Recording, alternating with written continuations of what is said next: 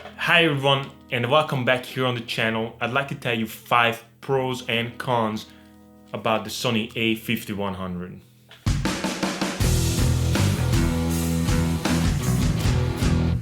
Alright guys, let's talk about this camera. I have it for a while now. I've been working with it, I've been shooting with it, even YouTube videos, and I think I do have some experience now with this little one to tell you some pros and cons about the a5100. Let's start with a good thing which I love and I always seek for that, the flip screen. I think the flip screen is just something what's I really need it. If I film myself, especially if I do YouTube, I just want to see what I'm doing, how I frame it, even the settings. Personally, I do need the flip screen. Second, it's tiny. I love that it's a small camera. Even that it's a small camera, it has a big sensor, so I don't really lose here anything, and I don't have to give up the sensor size. I just like it. It's tiny. I can put it on my favorite G6 Plus gimbal, and it works with it perfectly. It's like, wow, that's applause that it's small. Number 3, the image quality is just great. I think that's like, wow, way beyond my expectations. When I bought this camera, I bought it secondhand. I was like, okay, let's start with some cheaper models because I'm not really sure about this mirrorless kind of thing. And as I dived into this and I started to work with it and I'm just shooting with it, I think for videos, it's like really awesome.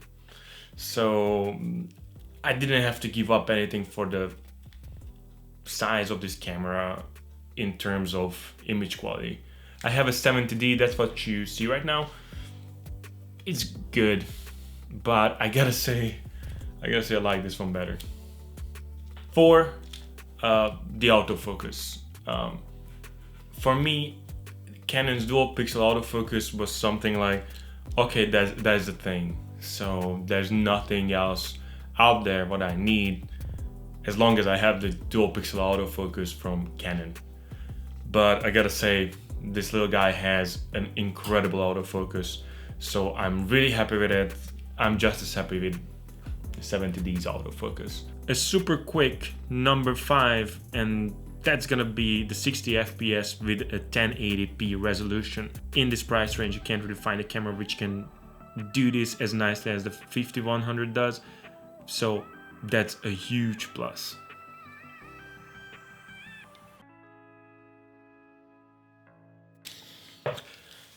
Okay, cons.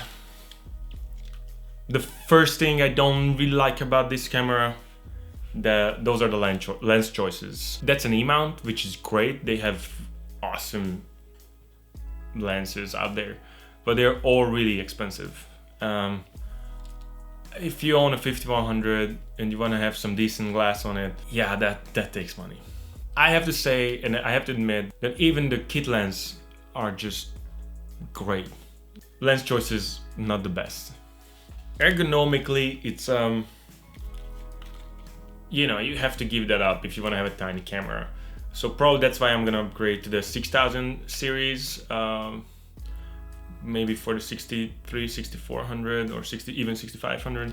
And I'm really getting into that like point to, okay, maybe I'm just going to upgrade because it's too small. So handed, and I don't have big hands, but you know, it's still not that comfortable, but I mean, something for something, right? The menu system on this camera, and the buttons and all these things, it's kind of a struggle first. It's not that bad. I can work with it. It's just much easier when you have all kind of dials on it, and you can just choose your programs and just choose manual here, for example, and all these things, and hit an ISO button and then dial it in. Takes time to get used to it. It's not bad. I'm not, you know, I can live with this. It doesn't have a microphone input. That's like something I would like to have.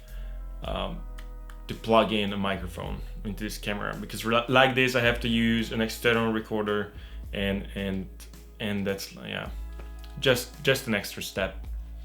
It would be awesome if it would have microphone input. Let's just see some sample shots with the Sony a5100. I'm gonna use the kit lens, which is actually pretty good. So anyway, just check it out.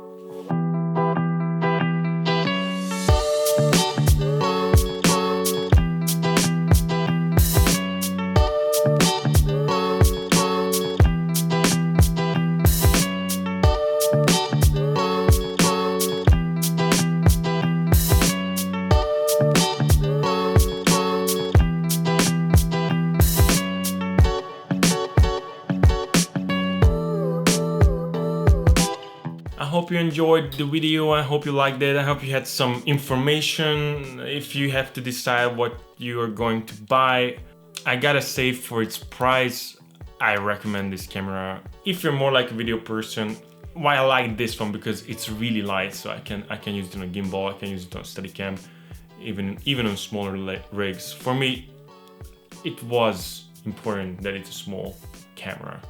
It's also great for traveling, all this stuff. So I mean, you know that. If you like the video, please hit a like button or just subscribe to my channel. So I try to upload as much content as possible, almost every second day or every third, or hopefully at least twice a week. See you in the next one.